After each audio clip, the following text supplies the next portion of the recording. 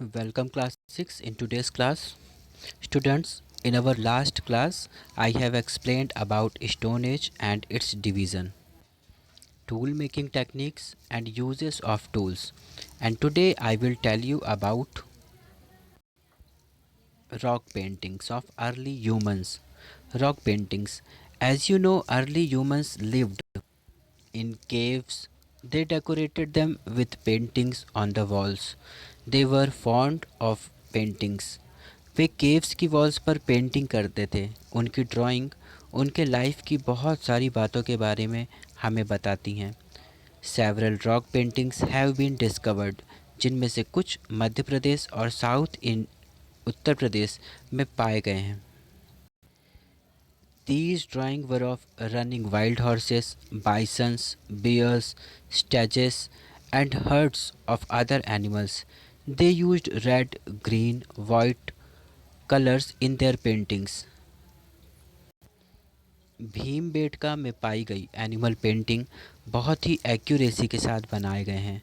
The humans are depicted in several activities such as hunting, riding, women grinding and preparing food etc. ये paintings early humans के life को बहुत अच्छे से represent करते हैं। Our next topic is environmental changes.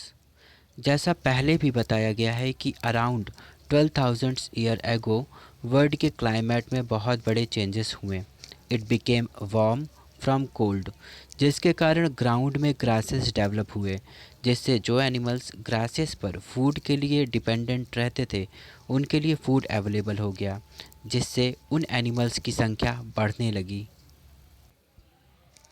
Hunters of these animals also followed. उन्हें उन एनिमल्स की ब्रीडिंग सीज़न और फूड हैबिट्स की भी बहुत अच्छे से जानकारी हो गई थी।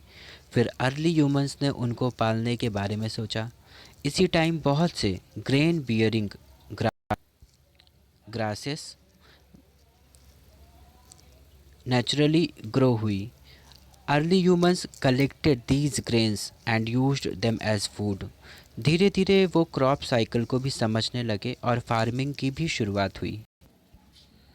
One case study is given in your book. Hunsgi और बाइचबल वैली जो डेक्कन का पार्ट है, यहाँ बहुत से पैलियोलिथिक एज के स्टोन टूल्स मिले हैं जो ये बताते हैं कि अर्ली ह्यूमंस एक लॉन्ग पीरियड के लिए यहाँ रहे हैं। Few of the Hunsgi sites are quite large. इस प्लेस पर लोग रहते भी थे और टूल्स भी बनाते थे।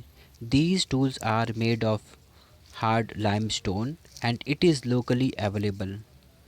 Students, with this topic we are completed our chapter Stone Age and Earliest Society.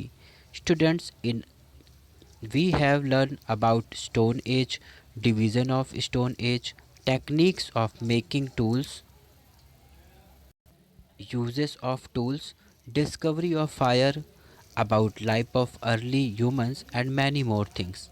I hope you have understood each topic.